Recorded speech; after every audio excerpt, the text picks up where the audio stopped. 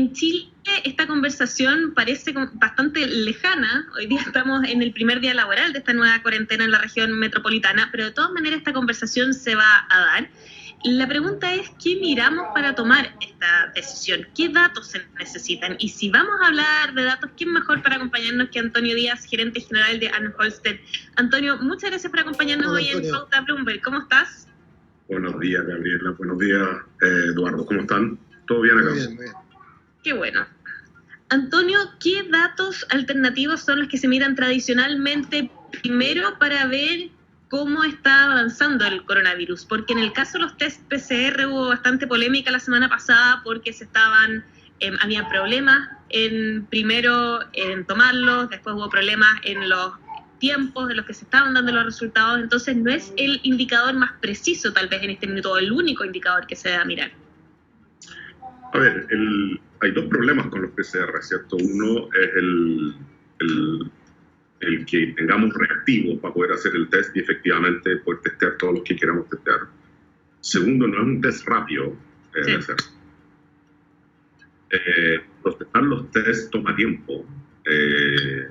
Entonces la cadena logística para poder hacer todo esto es no menor, o sea, es una cadena que... Yo creo que la discusión humildemente está un poco equivocada en el global. Es decir, yo creo que uno se tiene que preocupar primero acá del proceso, preocupar de capturar la data de ese proceso, es decir, a quién estoy testeando, cada cuánto los testé y así sucesivamente.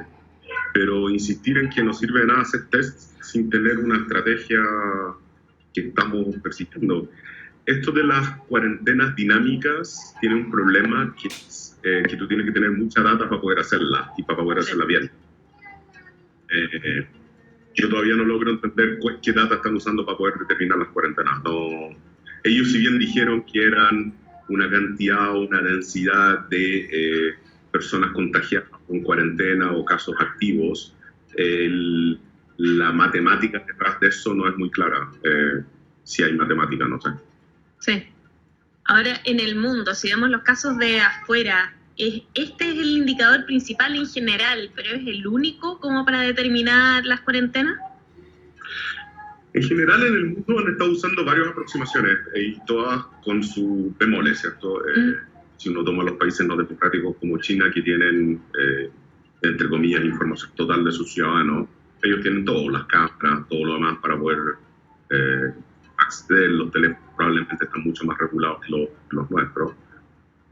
Si vas a los casos como Corea del Sur, existe una educación cívica también mucho más fuerte que lo hace incomparable con Chile desde la perspectiva de efectivamente seguir las reglas y usar la aplicación que el gobierno está planteando.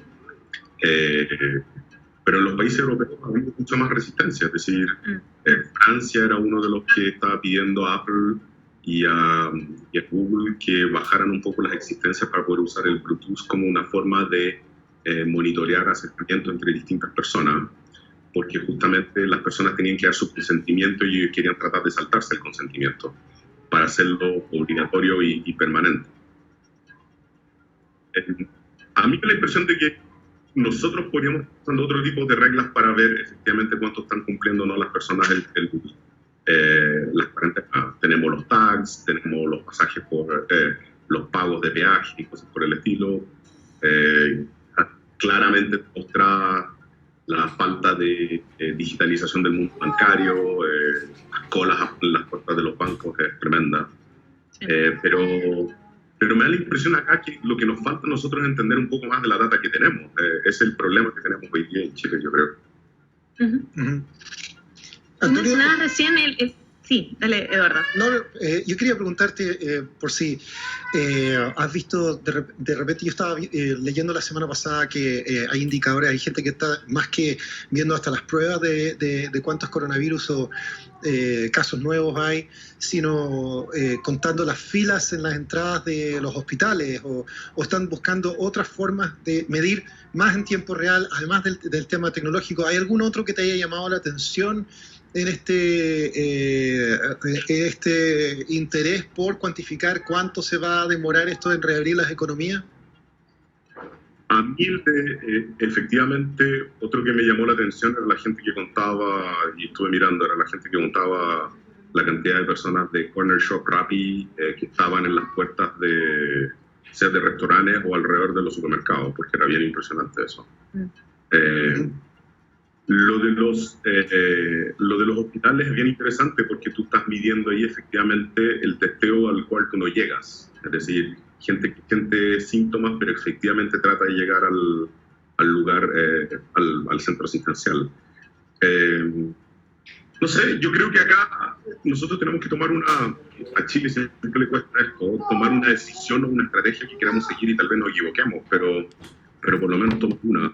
Acá no está claro qué estrategia queremos seguir. Otros datos que me han parecido relevantes, que yo creo que son interesantes para tratar de entender un poco la pandemia, es el efecto dominó entre las empresas. Yo creo que somos un país extremadamente ordenado, por lo tanto tú puedes entender cuáles son las empresas críticas de la economía chilena desde la perspectiva de cuánto facturan o emplean y cómo siguen operando en la pandemia y a cuántas podrían afectar si no operan. Yo creo que es una tarea importante para el Ministerio de Hacienda tratar de entender efectivamente cuáles son las empresas que no podrían ir a cuarentena o que no deben ir a cuarentena por un efecto sistemático que puedan llegar a tener en la economía.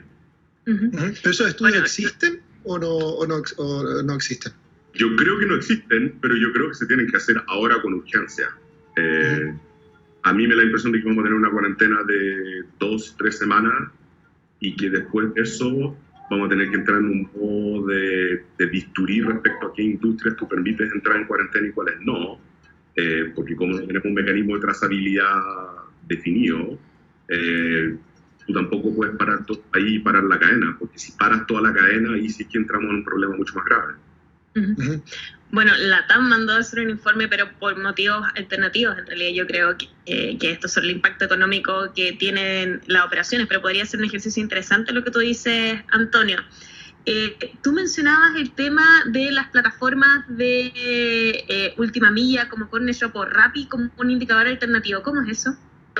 O sea, porque si tú miras las colas que hay alrededor de los supermercados, y lo que a mí me sorprendió era que yo al principio las miraba cuando justo Ñuñoa terminó de estar en cuarentena, y decía, tanta gente haciendo cola para ir al supermercado, es como que no calzaba con la explosión de Corner Shop, Rappi, Uber Eats y todos los demás.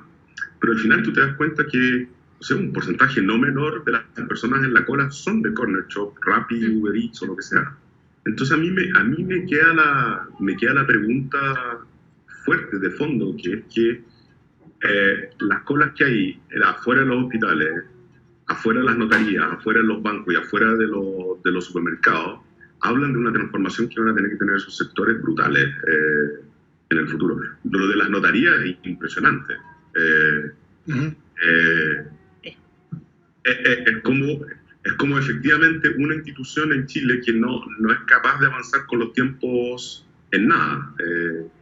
Y perdonen ser tan directo con esto, pero a mí... Dele. Las colas alrededor de las notarías es una cuestión impresionante, es lo más impresionante que hay, es notable, ¿no? Yo creo que no hay nada que se compare a eso.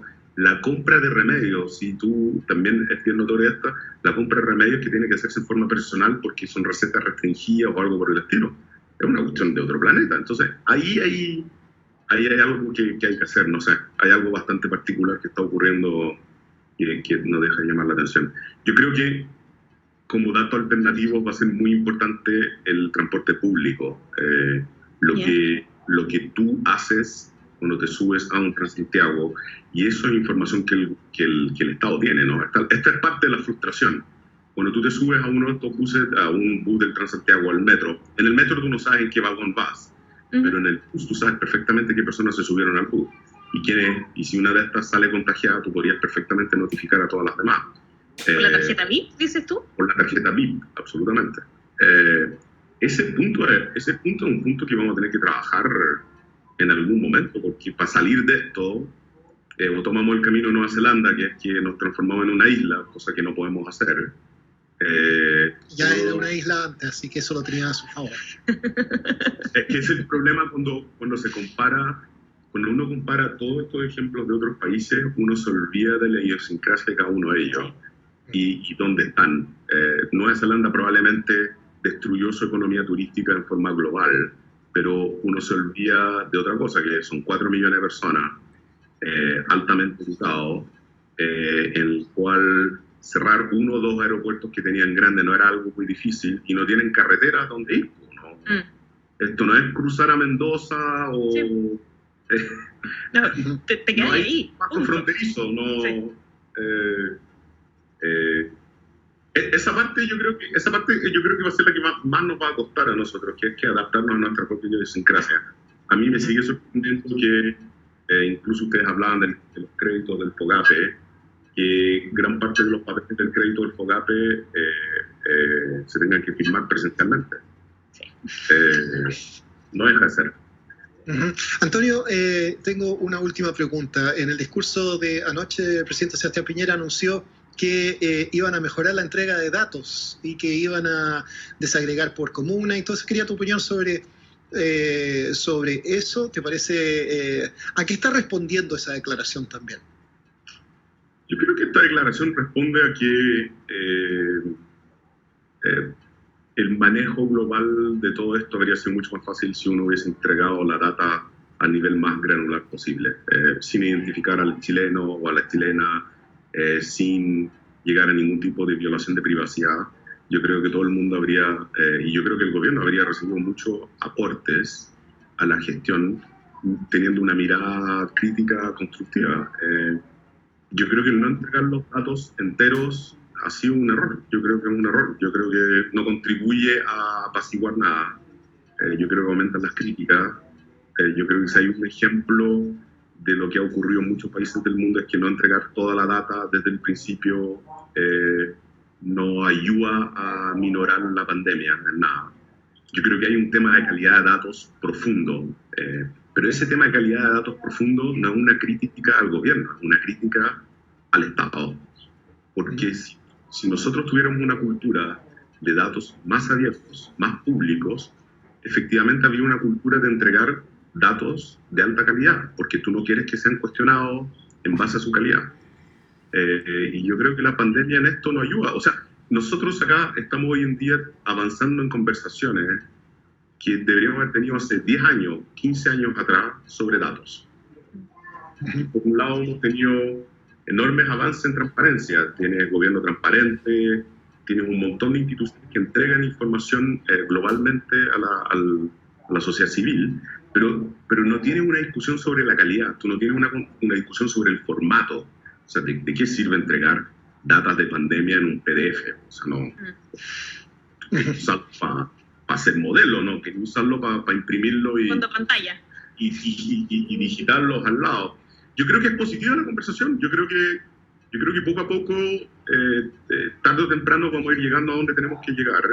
Yo creo que la frustración pasa porque seamos un país, entre comillas, tomando nuestra idiosincrasia y tomando nuestro vecindario tan ordenado, con tantas fuentes de información, y que no se puedan usar efectivamente para ayudar más de lo que estamos haciendo. Esa yo creo que es una frustración compartida entre el mundo académico, el mundo de los emprendedores que trabaja con esto de los datos, y yo creo que el mundo de los medios como ustedes, que les gustaría tener muchísimos más datos para poder hacer y divulgar la información como corresponda. Claro. Yo encuentro positivo el mensaje. Me da pena que llegue tan tarde. Eso es todo. Estamos teniendo la conversación. Vamos a ver qué sale finalmente de esto, pero es parte del aporte positivo que ha tenido esta pandemia y que por fin estamos teniendo esta discusión. Antonio Díaz, gerente general de Ann Holsten, muchas gracias por habernos acompañado hoy. Muchas gracias, Antonio. Que estés muy bien. Gracias a ustedes, cuídense mucho.